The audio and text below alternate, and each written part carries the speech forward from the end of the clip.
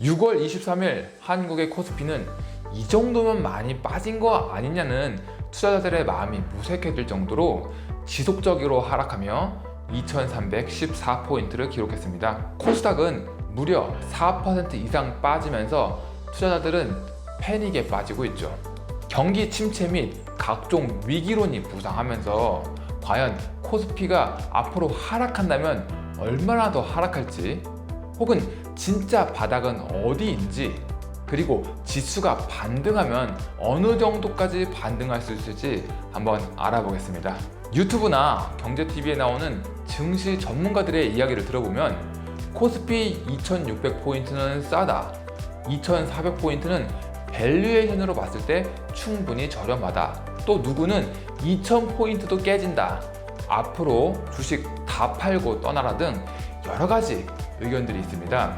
저는 시장이 하락할 때 지금의 상황이 어느 정도의 수준인지, 앞으로 하락하게 되면 얼마나 더 빠질지 리스크를 계산하기 위해 다른 사람의 말보다 신뢰하는 것이 바로 주가 순자산 비율 PBR을 활용합니다.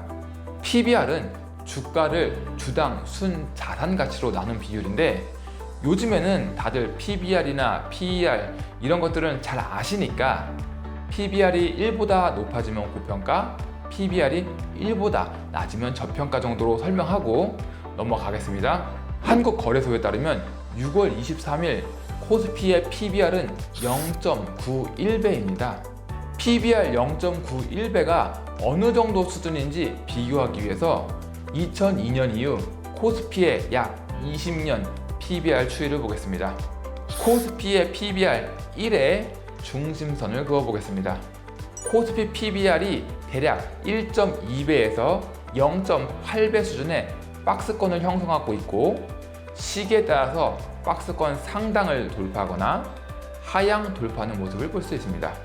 아주 심플하게 PBR만 보고 매매한다면 PBR이 1.2배 수준에 가까워지면 보수적으로 대응하고, PBR이 0.8배 수준에 가까워지면 적극적으로 매수할 시점이라는 것을 알 수 있죠.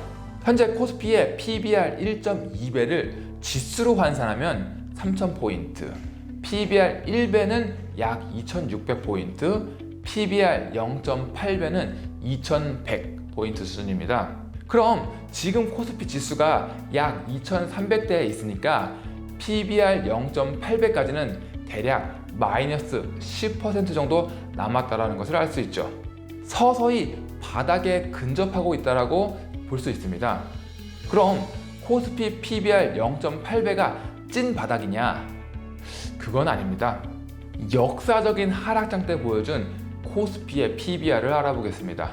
1998년 IMF 위기가 터졌을 때 코스피의 PBR은 0.42배, 2001년 IT 버블 붕괴 때 코스피의 PBR은 0.69배, 2008년 금융위기 때 코스피의 PBR은 0.83배, 2020년 코로나 팬데믹 때 코스피의 PBR은 0.68배를 기록했습니다. 과거 데이터를 보면 진짜 바닥은 결국 지나고 나야 아는 것이지, 코스피 PBR 0.8배를 무조건 바닥이라고 생각할 수는 없습니다.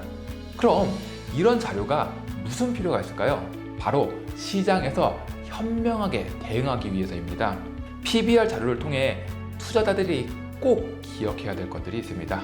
이제부터가 정말 중요합니다. 이번 영상의 핵심이니까 꼭 기억해 주세요. 먼저 위에서 언급한 4가지 역사적 하락장에서 시장이 반등하는 데 필요했던 시간을 차트로 보겠습니다. IMF 시절인 1998년 6월 코스피는 277포인트를 기록하며 바닥을 찍었습니다. 그 당시 코스피 PBR이 0.42배 수준이었으니 정말 저렴했죠. 그런데 이렇게 저렴하다고 시장이 바로 반등했나요? 아닙니다. 옆으로 4달 정도 횡보하다가 악재가 점차 해소되고 코스피가 저평가라는 인식이 커지면서 지수는 2년 만에 1000포인트를 돌파했습니다. 2000년에 지수가 1000포인트를 돌파했다가 IT 버블이 터지면서 다시 코스피 지수는 2001년 9월에 463포인트까지 하락했습니다. 이때 코스피 PBR이 0.69배였으니 충분히 저평가라고 할 수 있죠.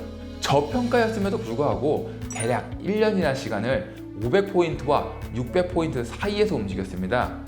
이후 상승과 하락을 반복하다가 결국 지수는 2005년 1000포인트를 돌파했죠. 1000포인트를 돌파한 코스피 지수는 파죽지세로 상승하면서 2007년 2000포인트를 돌파하지만 글로벌 금융위기로 인해 2008년 10월에 코스피는 892포인트까지 하락했습니다. 그때 코스피의 PBR이 0.83배였죠. 세계 금융시장이 무너지는 시스템 리스크였음에도 불구하고 결국 2년이 지난 후에 코스피는 2000포인트를 넘어서 2011년에는 2200포인트까지 상승했습니다. 마지막으로 코로나 팬데믹으로 2020년 3월에 코스피 지수는 순간적으로 1439포인트를 찍었고 PBR은 0.68배를 기록했습니다. 하지만 V자 반등이 나오면서 결국 1년 만에 3000포인트를 돌파했죠. 어떤가요?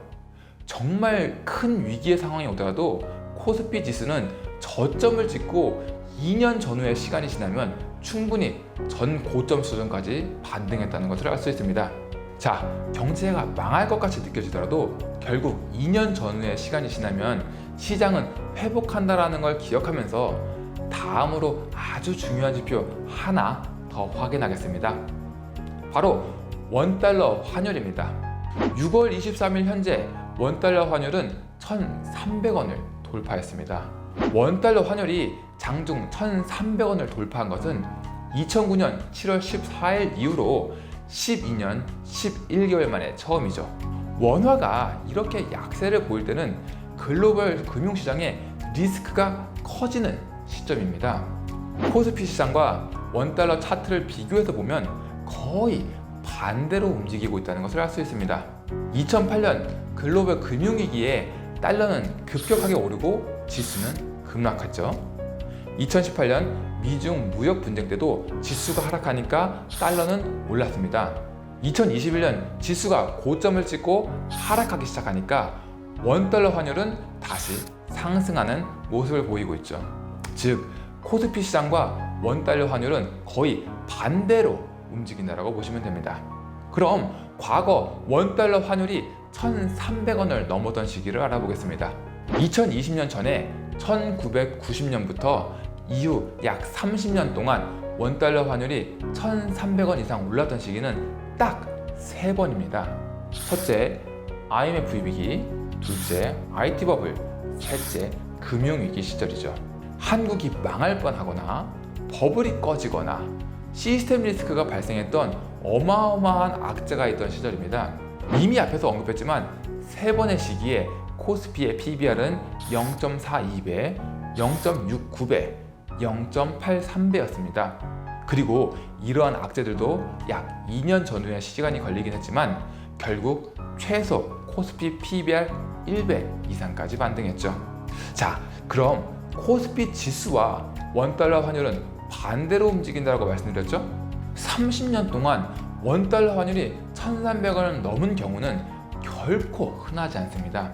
흔하지 않기 때문에 반대로 생각하면 위기가 절정으로 가고 있다고 생각해서 매수 시점으로 활용하거나 혹은 위기가 절정에 있으니 지금까지 주식에 물려 있다면 함부로 매도해서도 안 되죠. 이렇게 차트와 숫자로만 보면 별거 아닌 것 같지만 위기 상황 속에서 주식 투자하는 건 정말 정신적으로 엄청난 스트레스입니다. 자칫 공포감과 손실에 대한 두려움으로 기회가 와도 매수를 못하거나 정말 바닥에 주식을 매도할 수도 있습니다.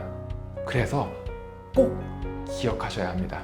만약 코스피 기준으로 PBR 0.8배인 약 2100포인트 부근까지 하락하면 한국 시장이 정말 저평가이자 싼 건 맞습니다. 돈만 있으면 무조건 매수하고 싶은 수준이죠.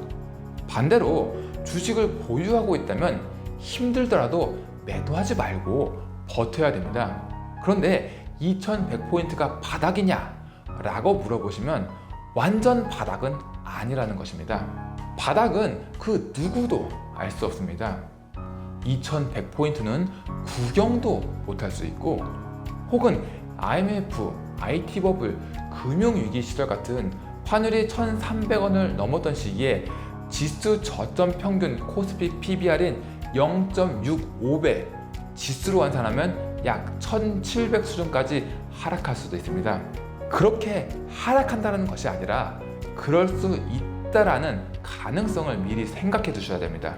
미리 예상 시나리오를 생각하고 있어야 패닉에 빠지지 않고 현명하게 시장에 대응할 수 있죠. 금융시장은 투자자들의 심리에 따라 비이성적인 움직임을 흔하게 보여줍니다. 가치보다 극단적으로 더 상승하거나 극단적으로 더 하락할 수 있습니다. 하지만 그러한 극단적인 상황은 오래가지 않습니다. 결국 시장은 원래 가치를 찾아가죠.